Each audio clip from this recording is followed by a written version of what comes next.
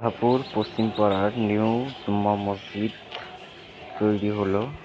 ভেতরের ভিউটা দেখুন কত সুন্দর, লোকজন সব বসে আছে। সামনের ভিউ নিয়ে যাচ্ছি, অবশ্যই কমেন্ট করে জানাবেন কেমন হয়েছে।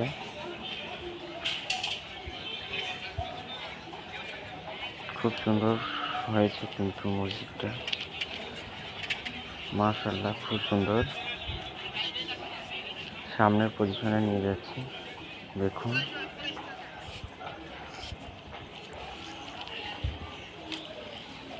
প্রচুর লোক হয়েছে জুম্মা মসজিদে।